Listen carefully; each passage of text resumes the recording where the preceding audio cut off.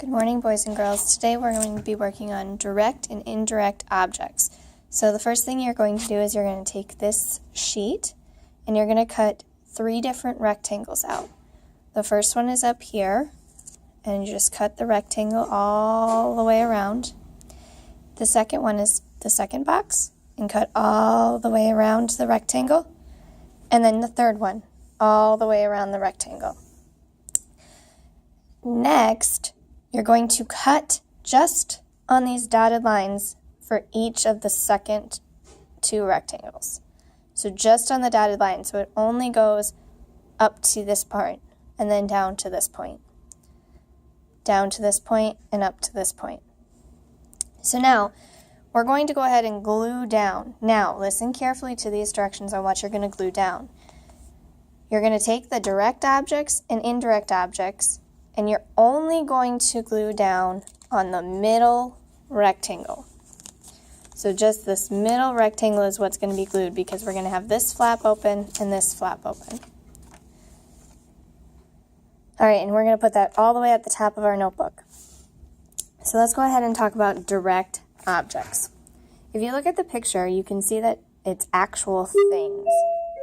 I'm sorry about this. Can you please come to the office? All right.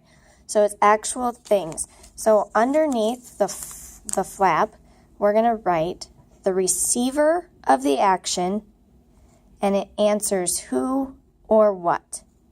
So go ahead and write that down under direct objects. The direct object is the receiver. Now we're going to go to the indirect objects, and we see those people here.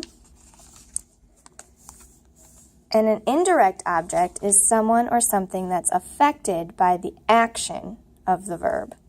It answers the question of whom or for whom. So go ahead and write that under indirect objects. All right, now we're going to go ahead and take the other 2 examples here. So now what you're going to glue down is the middle long rectangle. That way we can flip all of the other pieces up. So the first example says, Mrs. Miller assigned us homework. So if we know that the direct object's the receiver, who is the receiver of the homework? Well, it would be, the receiver would be the homework. What is the indirect object? Who is receiving that? Us. Mary bought her son a new car. What was the object of that? It would be the car. And who received the car? Her son. Now I'd like you to try the next 2. Mom sang me a lullaby. What's the direct object? And what's the indirect object? Joey gave the package to the mailman. What's the direct object? And what's the indirect object?